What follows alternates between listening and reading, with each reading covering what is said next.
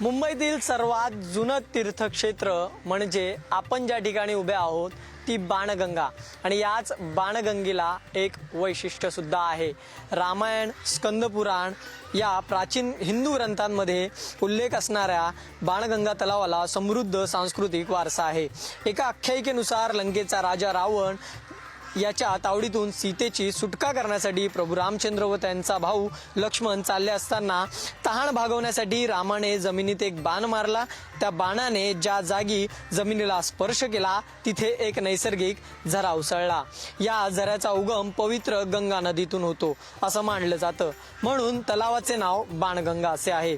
या परिसराच्या सभोवती धार्मिक मंदिरे, समाध्या, धर्मशाळा, दीपस्तंभ आणि अशाच प्रकारच्या इतर प्राचीन पारंपरिक वास्तू आहेत। हा संपूर्ण इतिहास आणि हा संपूर्ण वारसा रामनवमी निमित्त या विशेष कार्यक्रमात त्याचा आढावा पुढारीच्या माध्यमातून आपण घेतलाय।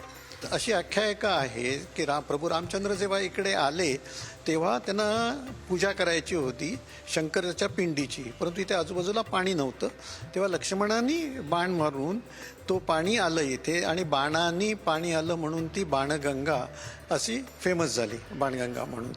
आणि दुसरी एक त्याच्या आधीची आख्यायिका आहे की आत्ताचं जे वाळकेश्वर मंदिर आहे तर म्हणजे अशी स्टोरी, म्हणजे अशी कथा होती की मग नंतर रामाने ते पाणी घेतलं, मग पिंडीची पूजा केली।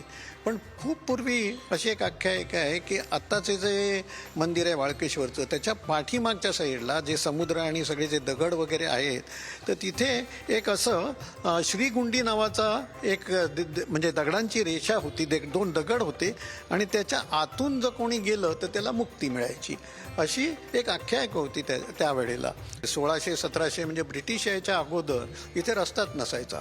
म्हणजे आता जी गिरगाव चौपाटी आहे त्याच्या पुढे बँडस्टँड म्हणून जो काही एरिया आहे तिथे लोक थांबायची, एक 7-8 जण म्हणजे अशी एकत्र, आणि मगच ते राम भजन किंवा असं हे म्हणत म्हणत वाळकेश्वरला यायची।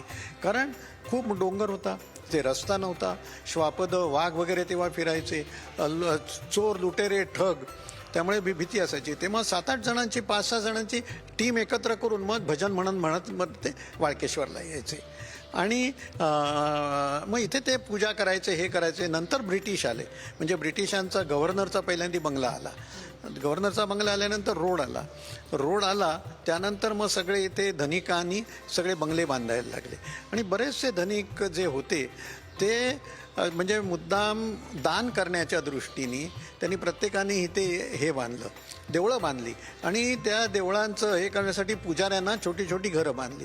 तर तुम्ही इकडे जे वाळकेश्वर आहे आता बाणगंगा जवळ एक 100हून जास्ती छोटी मोठी मंदिर आहेत।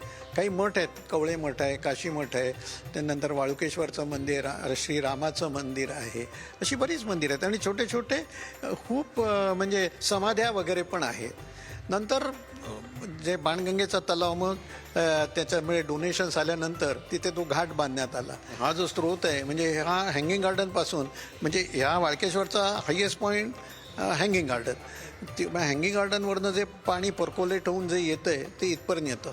मध्ये काय झालं, इथे कुठेतरी याच वाळकेश्वर एरियात कोणतरी टॉवर मोठा बांधतात आणि तेव्हा ते खणतात ना खाली ड्रिलिंग करून, तर त्यावेळेला याचं पाणी थोडंफार गढूळ झालेलं बाणगंगेचं। तर तेव्हा मग आर्किटेक्ट्स वगैरे येऊन त्यांनी जे बिल्डिंगचं जे कन्स्ट्रक्शन होतं ते थोडे दिवस थांबवलं होतं आणि मग आर्किटेक्ट्स वगैरे येऊन त्यांनी काहीतरी स्टडी केला होता की हे कशामुळे गढूळ पाणी झालेलं आहे, म्हणजे स्त्रोत तुम्ही जाता विचारलात तर।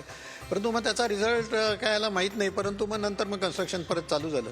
परंतु अत्यंत स्वच्छ, अत्यंत गार असं पाणी इथे असतं। हे जे पाणी तुम्ही तिकडे जर शॉट घेतला असेल तर तुम्हाला कळेल बाणगंगेच्या याच्यावर खूप, आणि म्हणजे हा जो एवढा मोठा नळ आहे आणि गेली कित्येक वर्ष म्हणजे 200-300 I don't know, we just don't know, आजपासून 400 वर्षापासून असेल, पण असंच म्हणजे ते अव्याहतपणे तो चालू आहे।